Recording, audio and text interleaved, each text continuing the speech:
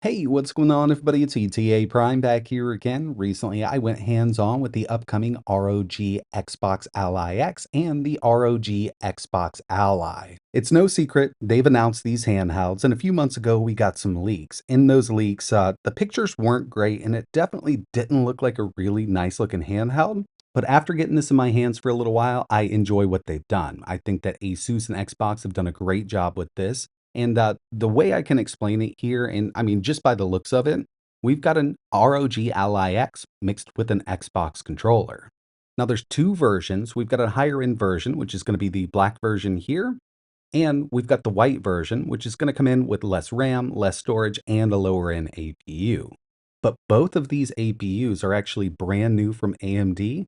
They were just announced alongside of these handhelds.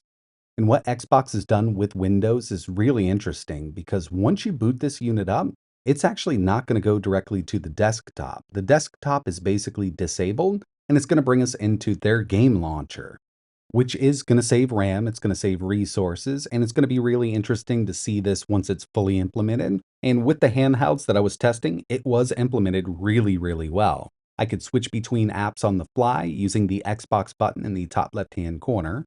And as you can see, even on the login menu, we can use the built-in controls to get in here really easily with Windows. So this is a step in the right direction when it comes to, gaming on Windows with a handheld like this. And when it comes to overall ergonomics, it's actually really comfortable. Hugs your palm, you can reach all of the buttons. It's not as thick as I thought it would be, from those leaked images. It looked like a hefty boy thickness, but it does seem a bit bigger because we've got those controller handles on this thing, which do make it really comfortable.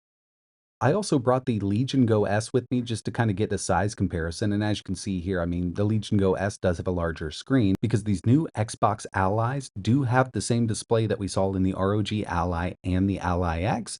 It's a 7-inch, 120 hertz IPS display with VRR. I also had the Switch 2 on hand, so we can get a little bit of a comparison there. But when it comes to the specs of these new Xbox Allies, like I mentioned, these are some new APUs that were debuted right alongside. They are in AMD's Ryzen Z2 line. And when it comes to the ROG Xbox Ally X, this is powered by the all-new AMD Ryzen AI Z2 Extreme. With this, we're going to get 8 cores, 16 threads, 16 CU iGPU based on RDNA 3.5. So we're going to get some really good performance out of that iGPU. This is definitely on par with something like that HX370 that, I've tested on the channel quite extensively. With the X version, we also get 24 gigabytes of RAM running at 8,000 megatransfers per second, an 80 watt hour battery. It does come with a 65 watt quick charger, and this is coming in at 715 grams. It'll do anywhere from 15 up to 35 watts, so we might be able to get a little more out of that. And since we've got AI strapped onto the Z2, it does have an XDNA NPU. And when it comes to the lower end ROG Xbox Ally, we're getting the all new AMD Ryzen Z2A. We kind of saw leaks of this and we thought it would be in a newer Steam Deck, but basically we've got 4 cores, 8 threads based on Zen 2. It does clock up higher than the Steam Deck CPU and an 8 compute unit iGPU based on RDNA 2. Again, a little bit of a higher clock than the Steam Deck, and this will do anywhere from 6 watts up to 20 watts. We get 16 gigabytes of RAM running at 6400 megahertz and a 512 gigabyte M.2 SSD, 60 watt hour battery, and it's coming in at a weight of 670 grams, mainly because, we've got a much larger battery over in the Ally X version. I definitely want to get my hands on both of these to do some testing once they're available, but I'm more excited about the ROG Xbox Ally X because we know it's going to outperform the lower end Ally version, and it's going to outperform it by quite a bit. When it comes to performance, I was able to test only one game on the X version, and unfortunately, they wouldn't let us record any gameplay, even though it actually ran really well. It's the upcoming Gears of War Reloaded, 1080 with a high-medium mix, and it was running over 70 FPS on average. It was a really smooth experience, and since we've got VRR, we don't have to worry about screen tearing or anything like that. But I definitely have to get my hands on one, without somebody over my shoulder so I can really test this thing out. And until then, I may make one more video. I've got a lot more footage that I kind of wanted to get out. Needs to be edited, and right now I'm in a hotel room, so it might sound a bit different. This was just kind of a one-day event that I was invited to, and I knew I had to get over there to see this thing. And yeah, what I've seen so far, I'm actually very excited about these handhelds. No price point or official release date. They're just saying holiday 2025.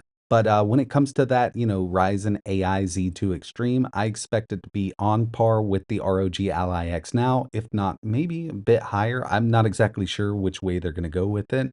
Obviously, it needs to be competitive and it needs to perform well to do good in this market.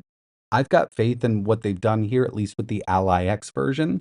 Ergonomics, performance, what I've seen so far, and the 7-inch display has been around for a while. It's a good display for a handheld. I wish it was a bit bigger. If they would have went with that 8-inch that we've been seeing, I think it would have made a world of difference just in the form factor of the unit. But what I've seen so far from hardware to software, I think they're definitely on the right track. I'd love to know your thoughts in the comments below. Do you like the look of this thing? Are you going to skip it? If it's the right price, would you consider picking up the X or even the lower end Xbox Ally version? Let me know your thoughts in the comments below, and I'll have at least one more video coming up in the next few days, so keep an eye out on the channel. But that's going to wrap it up for this one. And like always, thanks for watching.